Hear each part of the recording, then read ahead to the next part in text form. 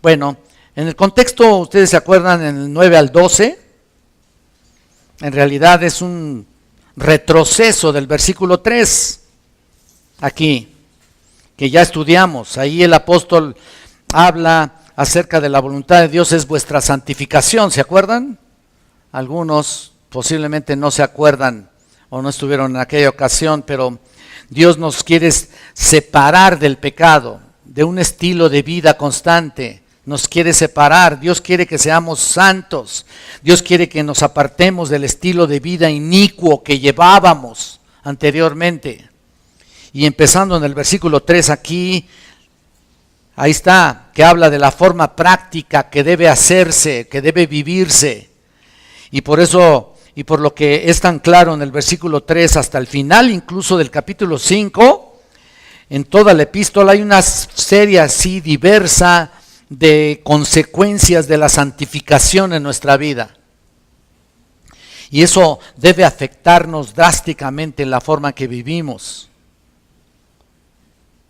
¿No es cierto? El primer impacto lo observamos en nuestro último pasaje de los versículos 3 al 8 que estudiamos ya, que tiene que ver con la pureza sexual. ¿Se acuerdan? La pureza sexual.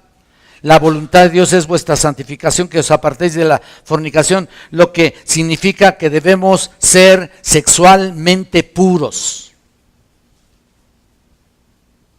no moralmente puros, apartarse del pecado sexual. De eso estuvimos hablando anteriormente, pero ahora nos da una gran atención aquí en la siguiente categoría de discusión, en este nivel de discusión que vamos a ver de los versículos 9 al 12, que son muy importantes aquí. Simplemente nos recuerda que la santificación se muestra en las tareas simples de la vida, en la forma en la que estás viviendo todos los días.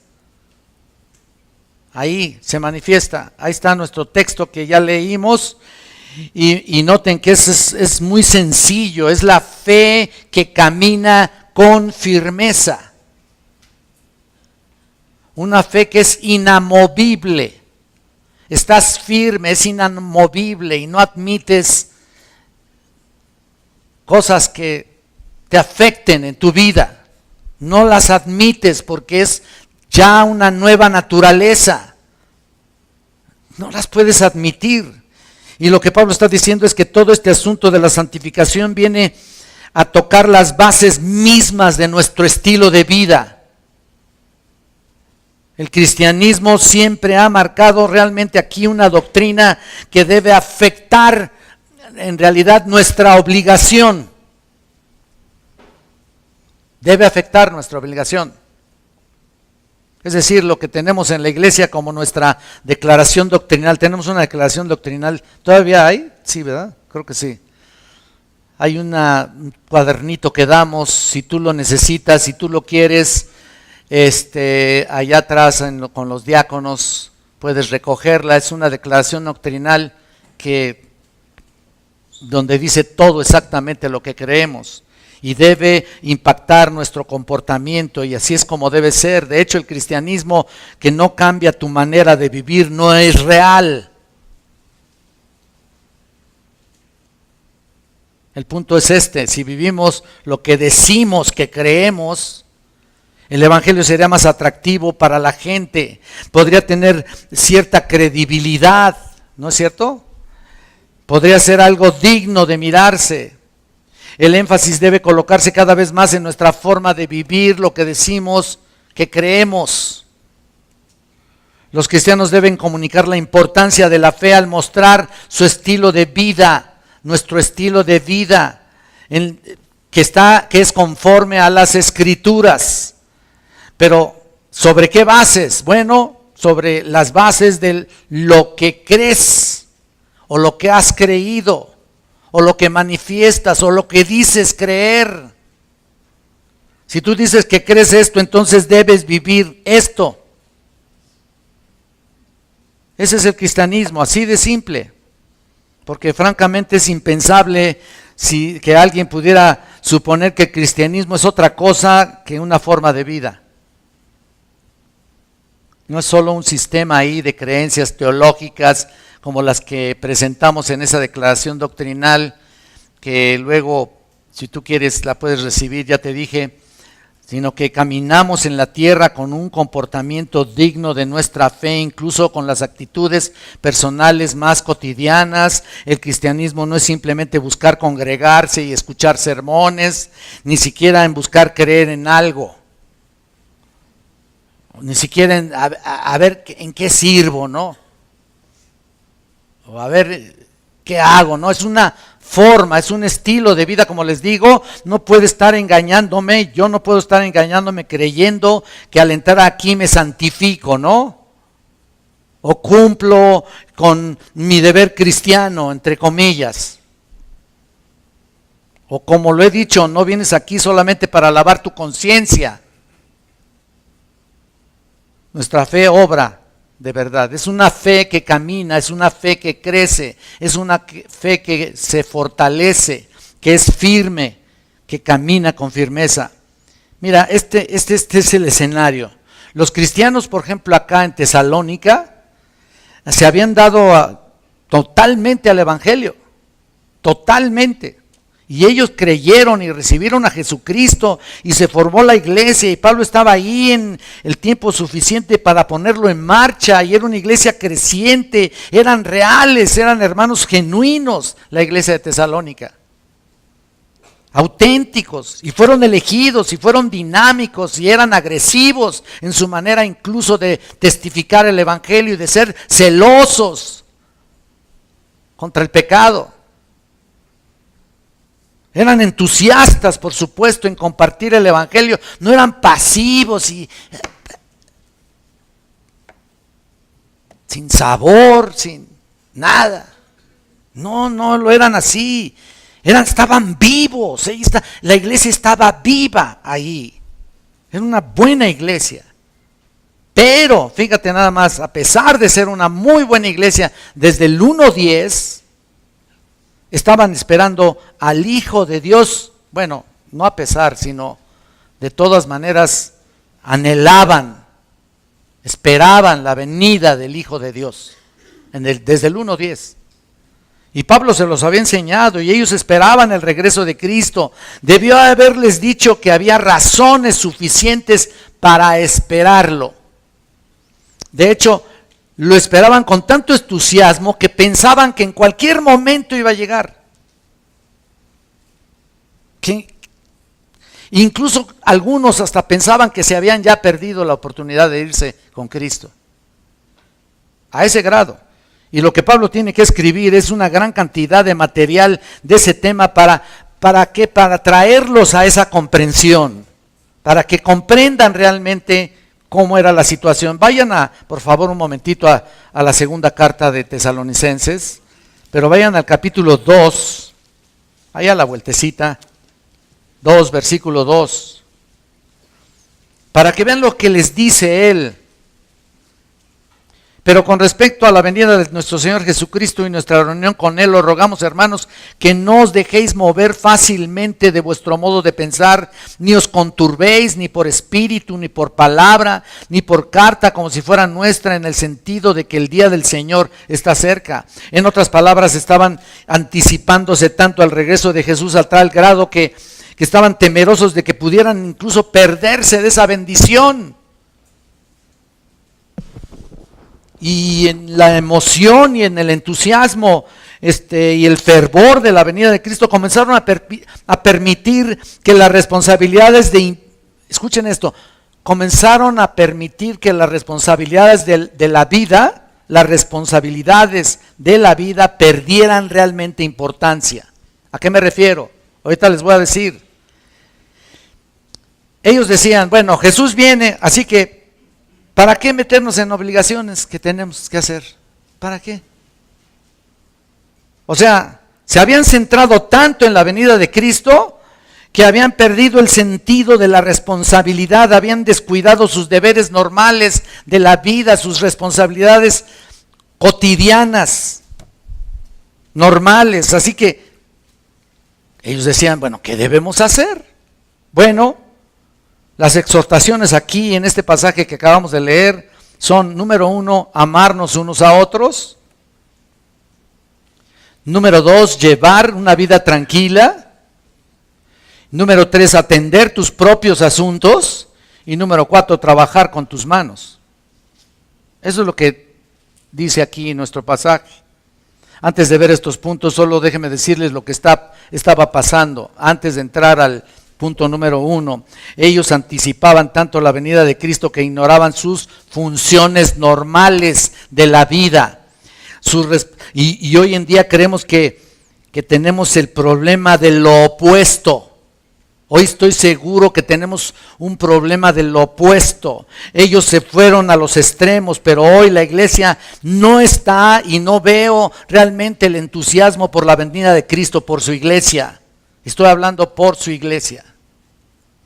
¿Por qué? Porque seguimos haciendo caso omiso de nuestras responsabilidades.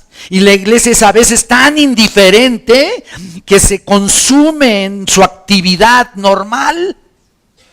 Y hasta incluso en la iglesia, y nos olvidamos de eso.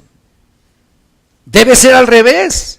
Ahora, que claro que ambas posiciones están en los extremos, ¿no? Ni como ellos, ni como nosotros, ni dejar tus responsabilidades porque ya nos vamos, ni dejar tu entusiasmo por la venida de Cristo. ¿Me explico? Estamos perdiendo el equilibrio, tanto nosotros como los tesalonicenses. Pero ellos se fueron hasta el punto de que ya no hay que hacer nada, deberes básicos, ya no. ¿Ya para qué? Ya va a venir Cristo. Recuerdo una persona hace años que decía que ya no tenía que meter a sus hijas a la escuela. Ya no tenía que trabajar. ¿Para qué? Si ya viene Cristo. ¿Para qué trabajo? Entonces su esposa se ponía a vender cositas ahí. Y él, bien, gracias. ¿No? Fíjate nada más. Y yo le dije un día, a ver, oye, tienes que trabajar, ¿eh? Y dijo, no, ¿para qué viene Cristo, no? Tienes que trabajar, ver por tu familia, porque el que no trabaja para los suyos, el que no trabaja es peor que un incrédulo. ¿Sabes qué? Se ofendió y se fue de la iglesia. Bueno, ok. Ahí está. Otro movimiento que se reunían en casas,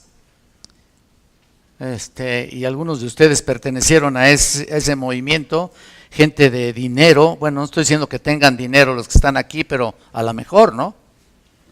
Pero ellos buscaban la manera de tener discípulos así adinerados. Y bueno, su líder un día influenció a la congregación a tal grado que eran como 40 células que se propagaron así en todo el país. Propagaron, o sea, grupos, ¿no? Células. Fue tanta la euforia de que Cristo venía pronto, que les transmitió este líder, el líder principal de ahí de las células, que comenzaron a acomodar sus capitales al beneficio de la iglesia. Ya se fueron a los extremos. Ya, ¿ves? Dieron su dinero y todo. O sea, mucho vivían con lo básico. ¿Y qué pasó? ¿Cristo vino? Pues no vino, ¿verdad? Entonces, Jesús viene en el momento que Él cree conveniente, ¿no es cierto?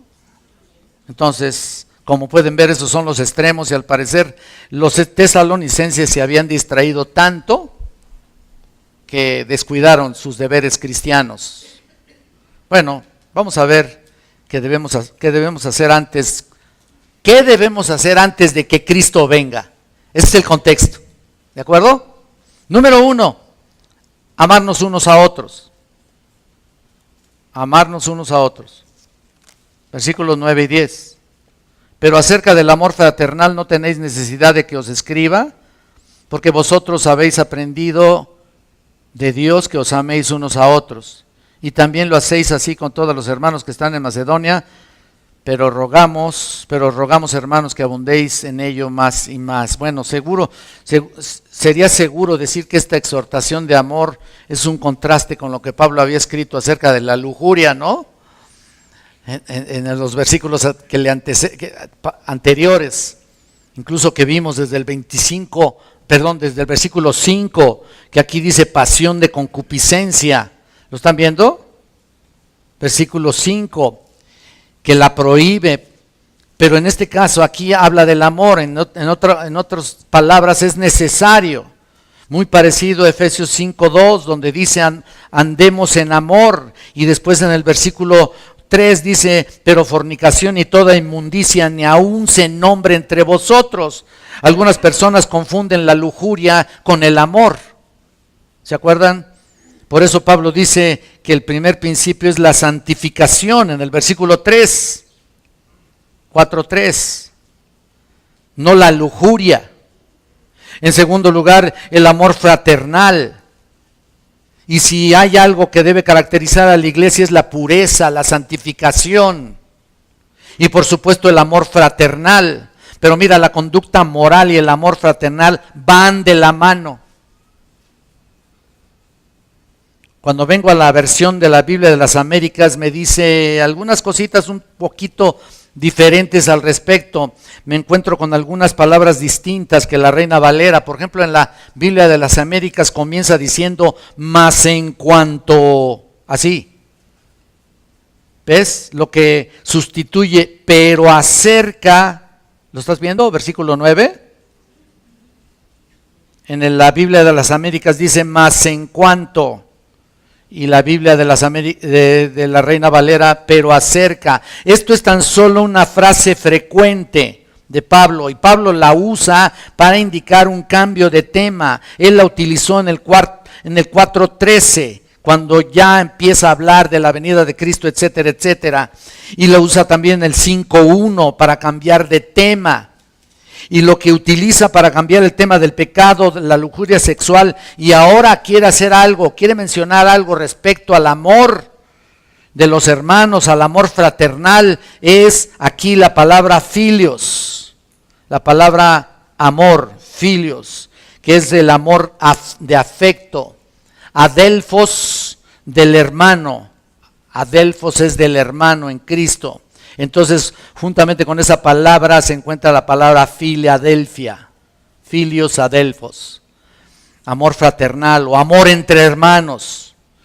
Cuando se habla de Filadelfia, el afecto se usa 5 veces en el Nuevo Testamento aquí para hablar sobre el afecto entre nosotros. Así que permítame hablar de ese amor de cristianos como debe ser. Recuerda que este amor se expresa siempre en el servicio y en la satisfacción de las necesidades,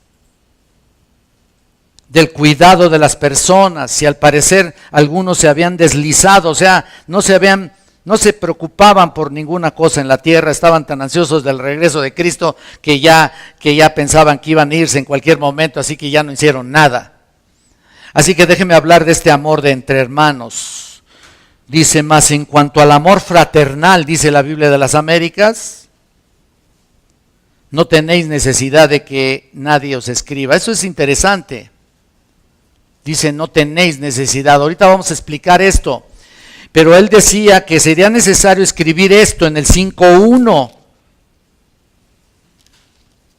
La misma frase, él dice que su propósito es, no tenéis necesidad, hermanos, de que yo os escriba, especialmente para decirles que se amen. No hay necesidad de que lo diga.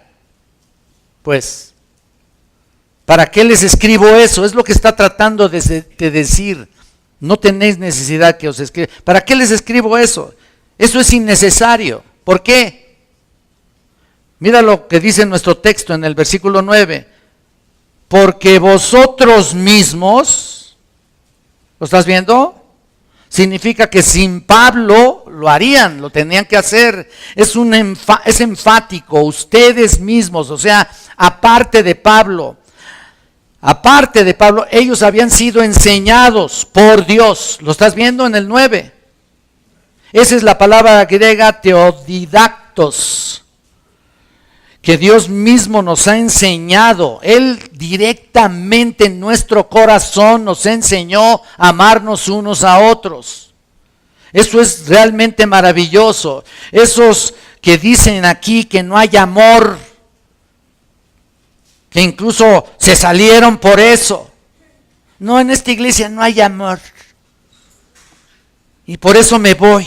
Eso es mentira. ¿Por qué? Porque cada quien lo manifiesta de una manera diferente. Esos traen un patrón, o sea, y quieren, esa gente que no ve amor en los demás, traen un patrón y quieren que todos sean como ellos creen que debe ser. Eso no puede ser, y piensen que eso es lo correcto, pero todos los verdaderos cristianos amamos de una manera u otra. Tampoco es lisonjas ni decirte tanto te amo. A lo mejor te digo tus verdades, y eso, ¿sabes qué? Eso te estoy demostrando que te tengo amor, porque no voy a permitir que estés pecando por eso. Y dime tú si eso no es amor. Yo, a mí qué me importa, ¿no? Tú sé como tú quieras. Pero si yo te digo algún pecado en tu vida, ¿qué es eso? Así que en otras palabras Pablo dice, mira, yo no necesito decirles que se manifiesten en amor. No necesito nada acerca de amarse unos a otros. Dios mismo te lo enseñó. Por cierto, esa es la única vez que la palabra se ha utilizado en el Nuevo Testamento. Una frase similar se usa en Juan 6:45. Vayan allá por favor un momento, rápidamente.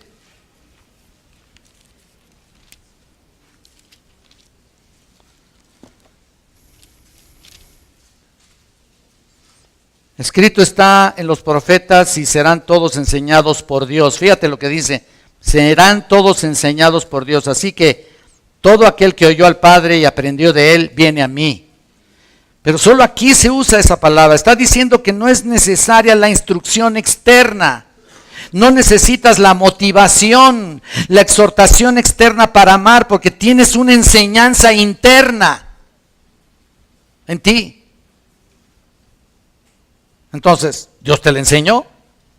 No es necesario que yo te dé clases para saber exactamente cómo amar, si realmente ya lo tienes.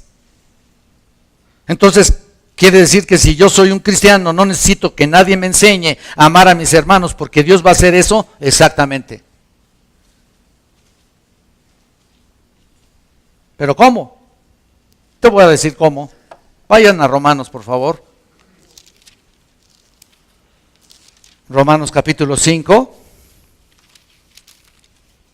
versículo 5. Ahí dice exactamente cómo Dios lo hace. Y la esperanza no avergüenza, dice, porque el amor de Dios ha sido ¿qué? Derramado en nuestros corazones por el Espíritu Santo que nos fue dado. Fíjate nada más. Entonces, ¿cómo nos enseñó Dios? Por medio de su Espíritu. ¿De acuerdo? Ahí está. Dios es el Espíritu. Dios en el Espíritu Santo viene a vivir en nosotros cuando somos salvos y cuando somos sellados por el Espíritu Santo, ¿sí o no? Y Él nos enseña a amar y luego dice, bueno, ¿y si un cristiano no ama? Bueno, yo le respondo, no es posible.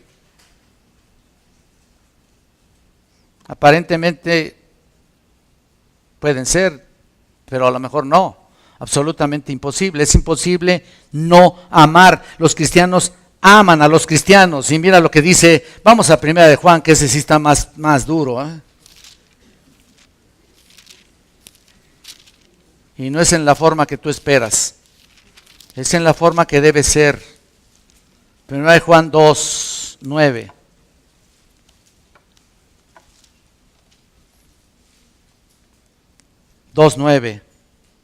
El que dice que está en la luz y aborrece a su hermano, está todavía en tinieblas. El que no ama a su hermano permanece, el que ama a su hermano permanece en la luz, y en él no hay tropiezo. Mira, así de sencillo. Ahí tenemos el contraste otra vez, ¿no? Aborreces a tu hermano, estás en tinieblas. Amas a tu hermano, estás en la luz. Ahí está. Simple, ¿no? Está construido en en nuestra misma naturaleza, en nuestra nueva naturaleza. Ya está construido ahí el amor. No se tiene que enseñar. Mira, vete al capítulo 3 también de aquí, pero ve en el versículo 14. Nosotros sabemos que hemos pasado de muerte a vida en que amamos a los hermanos. El que no ama a su hermano permanece en muerte. ¡Wow! Clarísimo, ¿no? Esa es la manera de saber si has pasado de muerte a vida, sencillamente porque amamos a los hermanos. Pero desgraciadamente el que no ama, ¿qué pasa con él? Permanece en muerte. Mira el 4, capítulo 4, versículo 7. Todo Primera de Juan está repleto de todos estos principios. En el 4:7, mira lo que dice: amados, amémonos unos a otros porque el amor es de Dios. Todo el que ama es nacido de Dios y conoce a Dios. Todo el que ama es nacido de Dios. No podía ser más directo. Mira el versículo 8. El que no ama no ha conocido a Dios porque Dios es amor. Vean el 12. Nadie ha visto jamás a Dios. Si nos amamos unos a otros, Dios permanece en nosotros y su amor se ha perfeccionado en nosotros. Versículo 13, en esto conocemos que permanecemos en Él y Él en nosotros, en que nos ha dado de su Espíritu. Ahora estamos de vuelta en el Espíritu Santo otra vez, ¿ves? Que es el que nos trae amor en nuestro corazón para poder hacerlo. Nos mueve a amar. Todo cristiano debe tener esa actitud básica en su vida. Punto. Así de sencillo. Es un producto de la salvación. ¿O de dónde? Entonces sería un producto de tus emociones, ¿verdad? Si fuera lo contrario. Y mira, si está ahí, bueno, la salvación no, si no está ahí, la salvación no está ahí. Y punto. Entonces, cuando Pablo dice que en nuestro texto, en el 4:9, no tenéis necesidad que os escriba porque ustedes mismos, aparte de mí, como si dijera, han sido enseñados por Dios a amarse unos a otros. Entonces, Dios mismo nos ha enseñado a amar. Entonces, ¿hay amor en esta iglesia? No oí bien, ¿eh? Ah, bueno. Nomás quería saber, ¿verdad? A ver cuántos dicen, ¿no? Dios nos ha enseñado a amar, nada de que falta de amor. Entonces, es como si estuvieras en el cine, ¿no? Ahí sí dilo fuerte. Ahí sí dilo. Ahí nadie tiene amor, el verdadero amor. Entonces, al final nota que utiliza la palabra ágape, que es el amor más puro, el amor noble de la voluntad de Dios. Ayer hablaba en la boda de Oscar y Claudia esto. Entonces, si Dios nos dio ese amor, hay necesidad de darlo, de producirlo. De nada sirve tenerlo si no lo vas a dar. Y luego volvemos a la versión de las Américas cuando dice en el versículo 10, porque en verdad, sustituyendo, vean por favor ahí su Biblia, 10, versículo 10, porque en verdad está sustituyendo la frase y también. En la Biblia de las Américas dice porque en verdad. Y aquí en la Reina Valera y también. Porque en verdad, es decir, por cierto, en verdad, en realidad, sin lugar a dudas. Y luego dice, lo hacéis. ¿Lo estás viendo? Lo hacéis. No hay duda al respecto. O sea, eso ahora sí que ni se pregunta. No hay duda de ninguna manera. Tú eres salvo. Amas a los demás. Te amamos y tú amas. Las dos cosas. Y luego les dice que lo hacéis así como todos los hermanos en toda Macedonia. ¿Lo están viendo? Entonces, toda Macedonia. Fíjate, no solo amaban a las personas en la ciudad, en la localidad, sino que lo practicaban hacia todos los creyentes. Tesalónica era la capital de Macedonia. Y recuerda que había otras iglesias que se fundaron también en Macedonia, según Hechos 16, tú lo puedes checar ahí. Fueron muchas que que se fundaron ahí, Silas y Timoteo, que habían estado en Tesalónica, y muchos cristianos venían del centro, al centro donde se reunía la iglesia, que era ahí en Tesalónica. Y eran iglesias llenas de amor. Bueno, manifestaban su amor, llevando el mensaje por todas partes del mundo. Todo el mundo en Macedonia sabía que los tesalonicenses eran muy queridos. No solo tenían su preparación en la fe, y de acuerdo al 1:8 aquí, sino que amaban a los hermanos. Si la iglesia lo sabía, mostraban hospitalidad, mostraban misericordia con los necesitados. Ellos eran generosos, sacrificiales, hicieron todo lo que expresa el amor, y no estoy hablando de sentimiento o emoción. Estoy hablando de obras de servicio que tienes que hacer con los demás, de bondad, lo que uno debe hacer de forma natural. Pero no quedaba hasta ahí, no era una expresión conformista. ¿Por qué? Porque su amor, se amaban a los hermanos. Pero mira, déjame decirte aquí en el versículo 10, porque os rogamos, hermanos, que abundéis. O sea, no solamente lo hacían de manera natural, sino que todavía Pablo les dice que abundéis. O sea, que se vayan más allá de lo establecido, ¿no? Nuestro deber es que si estáis haciendo bien, bueno, puedes hacerlo mejor. Si tu hermano te pide que lo lleves 1 milla, ¿qué? 2, ¿no? Quiero decir que amaban por el amor, pero déjame decirte que el amor no era perfecto. Como en todo, ¿no? Ustedes saben, tenemos defectos todos. Y estamos batallando con nuestro carácter, con nuestra vida, todos los días. No es perfecto, por supuesto. Entonces ellos tenían la fe, pero la fe no era perfecta, como lo señala el 3:10. Pero Pablo quería fortalecer esa fe, fortalecer su amor tan maravilloso, que es el amor que podrían hacerlo mejor. Se podría todavía hacerlo mejorado, aumentado y mejorado, ¿no? Eso era lo que estaba diciendo Pablo. Se podía abundar más en eso. Hay mucho margen de mejoramiento en todo lo que hacemos, ¿no? No vamos en retroceso, vamos mejorando. Como que siempre vamos al margen, al límite. Ay, nomás. No hemos llegado a la perfección. Tú podrías amar a un mayor grado. De hecho, en 1 Tesalonicenses, aquí vean el capítulo 5, vayan ahí, en el 5:12.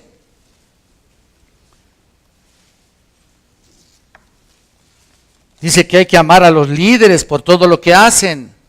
Os rogamos, hermanos, que reconozcáis a los que trabajan entre vosotros y os presiden el Señor y os amonestan. Os amonestan, ¿eh?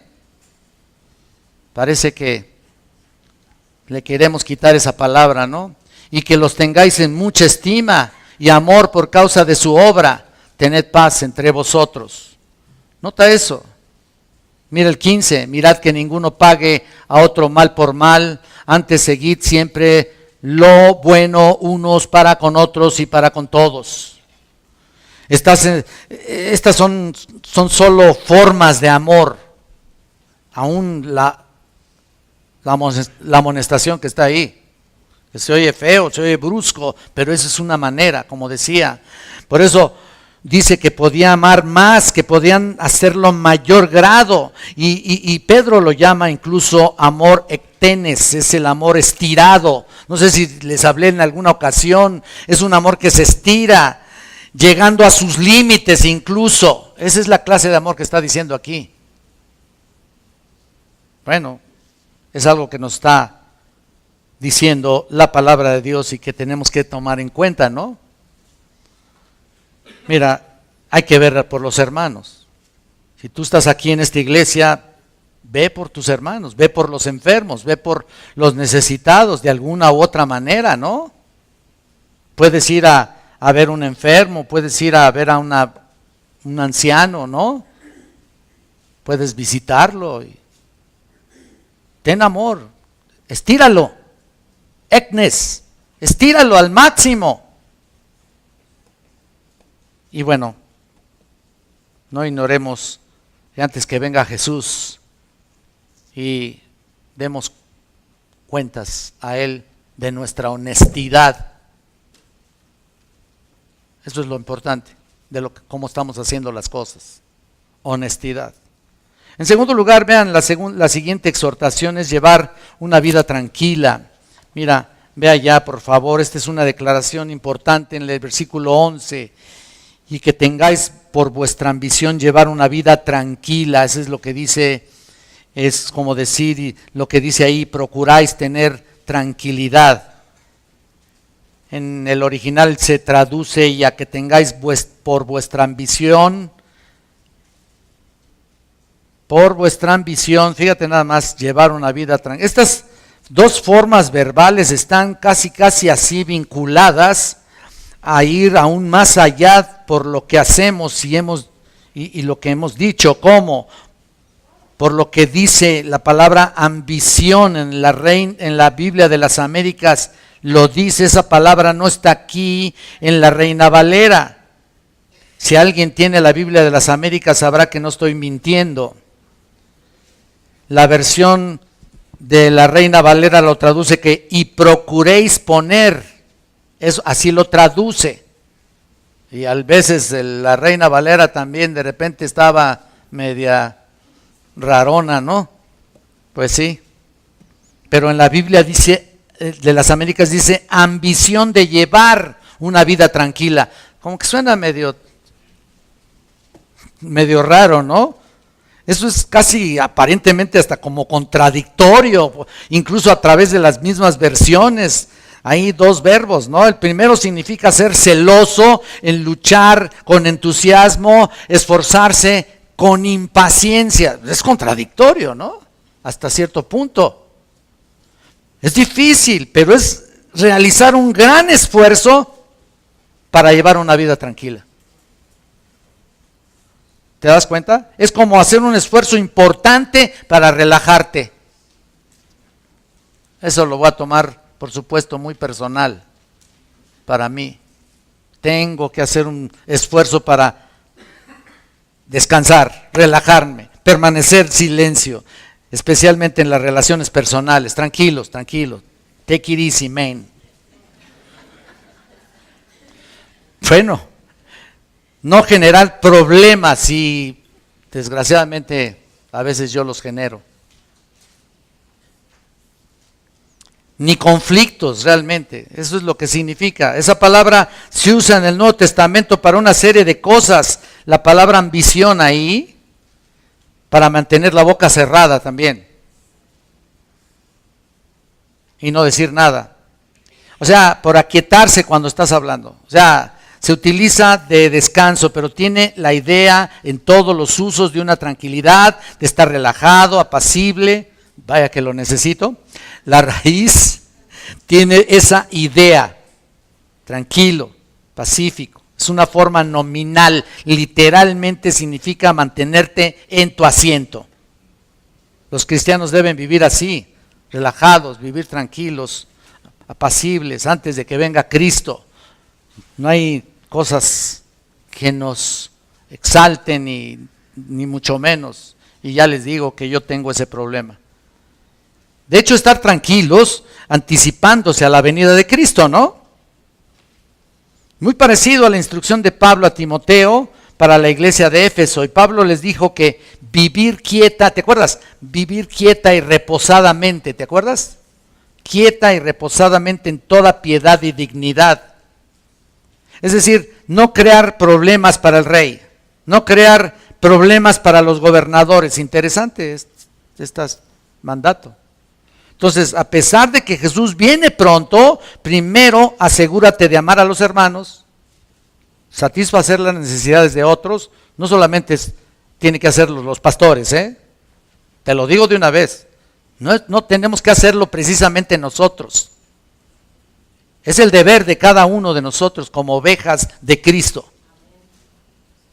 Cada uno tiene que ver por el otro, no es una responsabilidad solo nuestra. Y segundo, llevar una vida tranquila. Y la tercera, vean, atender tus propios asuntos.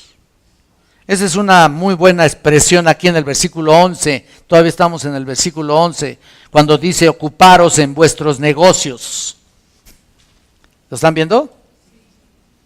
Ocuparos en vuestros asuntos. La Biblia de las Américas dice eso. Esta es la única vez que esta palabra se usa en el griego en el Nuevo Testamento. Es muy común en el griego secular y es utilizado aquí.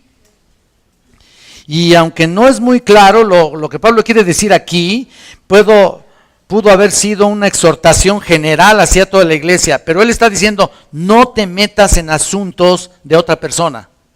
Es lo que está diciendo. Ya sea los asuntos de los demás cristianos, los líderes de la iglesia, la sociedad, lo que sea. Hay que mantenerse al margen de esas cosas. Solo ten cuidado de tu propio asunto. Eso es lo que está diciendo Pablo. Concéntrate en tu propia vida, que ya es bastante problemita. ¿No es cierto?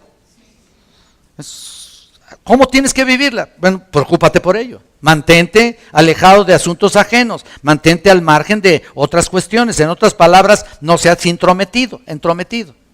Es lo que dice ahí. No seas metiche, pues ya. Es lo que dice. Ahora, ¿qué es entrometido? Bueno, eso es exactamente aquí lo que dice alguien que anda por todos lados, ¿ves? Es clásico, ¿eh? Alguien que anda por todos lados y todo el tiempo. No hagas eso, realmente. Las personas que son indisciplinados, que no trabajan, sino que actúan como entrometidos, buscando meter sus narices en los asuntos de todo el mundo. Ya lo dije alguna vez. Y además buscan resolver los problemas de otros cuando los de ellos todavía no, ¿verdad? Hay que resolver el de los demás, pero el tuyo todavía no. Eso no es así. Como si ellos tuvieran la última palabra. No es así. Pero una persona que no hace lo necesario para su sustento, fíjate, no puede tratar de resolver los problemas de todos los demás. Métete en tus asuntos, no hay lugar para el chisme. Ten cuidado de ti mismo, sigue haciendo lo que siempre has hecho. Así hay personas, ¿no es cierto?, que no pueden estar en casa.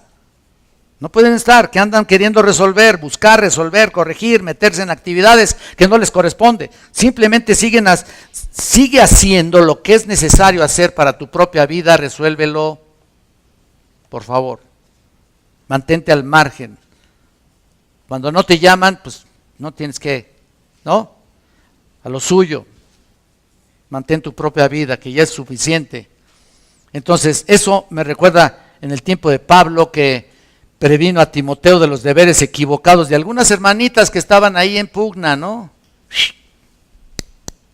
Ahí estaban. Y eran actividades que tenían ahí en la iglesia. Y mira lo que surgió. Vaya a primera de Timoteo, ve al capítulo 5, versículo 13. Primera de Timoteo 5:13. Y dice, y también aprendan a ser ociosas, andando de casa en casa. Wow. Y no solamente ociosas, sino también chismosas y entremetidas, hablando lo que no debieran. Pues ahí dice. Hace 2000 años está ahí eso. Y está vigente. Pues claro que está vigente. Por supuesto, imagínate que la Biblia no estuviera vigente. Wow, les da duro, ¿no? Les da duro. Fíjate todo lo que les dice. Noten que entre todas esas cosas eran entrometidas. Literalmente significa aquellas que se mueven por todas partes. Esto implica, esta clase de personas interfieren en cosas que no son de su incumbencia. Y andan de un lado para otro. Ahí está, viendo a ver. Hasta lo huelen, chicos. Van a ver qué. Yo de chiste, realmente de broma. Yo paso luego y les digo a las hermanas, ya tan temprano y en el chisme, pero no es porque realmente lo estén, ¿no? Yo lo digo de broma. Las hermanas me conocen, ¿no? Ya en serio sí lo digo aquí, porque es lo que me dice la Biblia, ¿no? Vean lo que dice ahí, chismosas y entremetidas. ¡Wow! Ocúpate de tus asuntos. Hermana, hermano también. Porque hay también hermanitos así, ¿eh? Hay hermano, ¿verdad? Hasta Isaías dice, uff. Y imagínate allá en Grace, todo el gentío que hay, montonal de gente así, ¿no? Metiéndose en lo que no les importa, ¿no? Bueno, en cuarto lugar, noten, trabajar con tus manos. Noten el versículo 11 ahí. Pablo nos dice, y trabajar con vuestras manos de la manera que os hemos mandado. Ahí dice, y ocuparos en vuestros dedos, y trabajar al final con vuestras manos de la manera que os hemos mandado. Nota ahí, el problema aquí es que los griegos creían que la mano de obra pertenecía solamente a los esclavos. Ellos que hagan el trabajo duro. Igual los gringos ahorita, ¿no? Así. Ellos, los mexicanos hacen el trabajo duro, ¿no? Pero ellos creían que eran así que tenían que ser los esclavos, nada más la mano de obra. Así que dejaron a los esclavos hacer esto. Hombres libres nunca deben hacer esto, ni rebajarse, hacer trabajos manuales. Era degradante. Y en consecuencia llegaron a la pereza, ¿no? Y a excusarse entre ellos. Pero el trabajo de la comunidad cristiana es digna de esfuerzo honrado. Por lo tanto, la mayoría de los cristianos eran trabajadores. De hecho, la mayoría de los cristianos eran esclavos probablemente. Trabajaban en esa parte y era muy duro su trabajo, era sumamente duro. De verdad, así que estaban siendo exhortados a mantenerse, mantente de esa manera. Quédate así. Y no faltaban algunos esclavos o personas empleadas que dijeran, bueno, ahora que hemos llegado a conocer a Jesucristo, somos libres ya en Cristo y libres de nuestros amos. Lo llegaron a decir, según algunos historiadores, ¿no? No necesitamos trabajar porque estamos preparados para la venida de Cristo. Ay, mira qué cómodo, ¿no? Ese es el problema que tenían ellos. No tiene ningún caso que esos grandes esfuerzos hagamos para trabajar. No tiene caso. Solo vamos a esperar que Cristo venga. Ay, Dios. Y eso es exactamente lo que escribió. Vean en el versículo, capítulo 3, un poquito atrás, en el 3:10. Orando de noche y de día con gran insistencia, para que veamos vuestro rostro y completemos lo que falte a vuestra fe. Mira, mas el mismo Dios y Padre nuestro y Señor, nuestro Señor Jesucristo dirija nuestro camino a vosotros. Nota esto, y como se los dije, esperaban la venida de Cristo y solo se preocupaban por las necesidades primordiales, pero eran entrometidos, metiches, flojos y no tenían una vida tranquila. Pues todo lo que le está diciendo, ¿no? Nada me lo puedo saltar. Y siempre estaban a la espera de que alguien les proveyera un lugar, pues les proveyera en lugar de trabajar con sus propias manos, ¿no? Así que ellos preferían esperar la venida de Cristo para no molestarse en trabajar. Pablo se ganaba la vida haciendo tiendas, ¿se acuerdan? Con sus manos, y Jesús hizo su vida haciendo cosas con sus manos. No solo como carpintero, él era un artesano. Cuando se ve la palabra correcta ahí, es artesano, hacía muchas cosas. El cristianismo siempre se ha caracterizado por tener un trabajo digno. Dado que la mayoría de ellos trabajaban con sus propias manos, pues no era conveniente voltear hacia una dimensión espiritual, donde todo lo que quieres es sentarte a discutir la teología, ¿no? Mira qué convincente el día que estuvimos aquí, por cierto, en la conferencia académica, precisamente hablé de eso. Hay muchos conociendo, muchos graduados, muchos que se han graduado ahí apiñonados ahí en las iglesias esperando no sé qué cosa. Montonales de gente se está graduando del seminario y no hacen nada. Y yo les decía, ¿saben qué? Váyanse a abrir un estudio. Vayan a abrir iglesias. Y luego la gente luego pregunta con nosotros, oye, ¿no sabes de una iglesia en Chimalpopoca? Bueno, se me ocurrió una calle. Pues la verdad, no conozco ni una iglesia ahí. Pues vete a abrir una iglesia, ¿qué estás haciendo aquí? Ay, se quedan en las iglesias ahí. Y realmente eso no es así. Por eso nosotros estamos queriendo mandar a otros predicar a Puebla, a Acapulco, a Tlaxcala, para que se pongan a trabajar ahí, ¿no? Y en una de esas abren un estudio especial, solos, y empiezan una obra ahí. ¡Qué maravilla! Pero aquí el punto es que ya no querían trabajar, ¿no? Aquí el punto es de que ya no se esforzaban en sostener a su familia como debe ser. Ya no, al cabo, ¿para qué? Sabían mucho, pero no hacían nada. Y mira lo que dice en 1 Timoteo, otra vez vayamos allá al capítulo 5, versículo 8.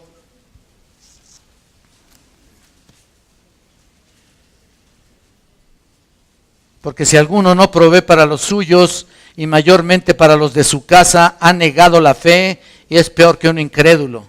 ¡Wow! Esto es durísimo. Esto es durísimo. Esto no da con la cubeta, esto da con el sartén y con todo lo demás. Fuertísimo. Quiero que notes que Pablo está hablando de la evangelización aquí, pero hay que darse cuenta que no es una estrategia que se desarrolla en un folleto o en un aparato, en una técnica de evangelización o un servicio programado, pero noten que son los que tienen amor para quedar, que se interesan por los demás, que no se cierran ellos mismos, y son aquellos que se oponen en un trabajo diligente. No es así. Y cuando los cristianos viven así, pues no impactamos a nadie. En cambio, cuando hay la suficiente dedicación de lo que Dios quiere decirnos, impactamos a un mundo incrédulo a ser diligentes y ordenados, como Dios nos lo ha mandado. La palabra aquí, conduzcáis, es la palabra peripateo, de ahí la palabra periférico. Significa que anda por los alrededores, que camina en una fe que se mueve, como hemos dicho, es una fe que obra, que camina con firmeza, mostrando su conducta diaria, un contraste con la vida que el mundo lleva, donde todos tienen una vida inquieta, agitada, corren, suben y bajan para todos lados, mientras que el cristiano está cumpliendo con sus deberes y sus responsabilidades, así de simple. Trabajando duro para sacar a su familia adelante. Eso es lo que debe hacer. Esa es la plataforma de integridad que debe hacerse creíble si tienes el mensaje de Cristo en tu vida. Si vamos a comportarnos adecuadamente, conduciros honradamente. Ahí dice en el versículo 12, ¿lo están viendo? Conduciros honradamente, en buena forma para con los de afuera. Esa es la manera de vivir. Así que si quieres dar a conocer a Cristo, no eludas tu responsabilidad, tu trabajo. Vive la vida como si esta noche Cristo viniera por nosotros. ¿Quién está esperando a Cristo? Qué maravilla, ¿no? A veces decimos, ya Cristo, ya ven. Pues sí, pero queremos zafarnos de las broncas, ¿no? Luego tenemos deudas y todo. Qué chistoso, ¿no? Unas deudas gigantescas. Ya Cristo, ven.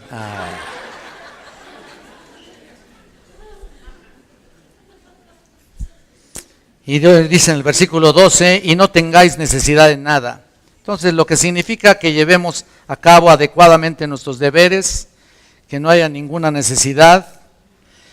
Si nos anticipamos al retorno de Cristo, no es una excusa para ser irreprensibles. Todos los analistas dicen que en el futuro que el futuro de la iglesia está en problemas, que está en declive. Es lo que dicen los analistas. Y yo no quiero pensar en eso, ¿no? Nosotros estamos trabajando para que la iglesia crezca, se multiplique, crezca espiritualmente, se multiplique en otras personas. Entonces, ¿cómo debe comportarse la iglesia?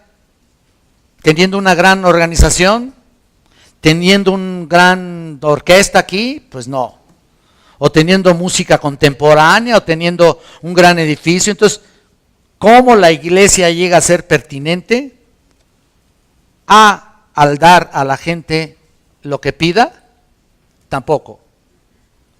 La cosa más importante que la iglesia debe hacer es vivir la vida en todas las dimensiones de la vida cotidiana, ¿no? En otras palabras, siendo obediente a todas las áreas que Dios nos dice, para que podamos cerrar cualquier brecha que exista entre nuestra fe y nuestras acciones. Ese es nuestro deber y eso es nuestra carga por la iglesia. Oremos a nuestro Padre Celestial.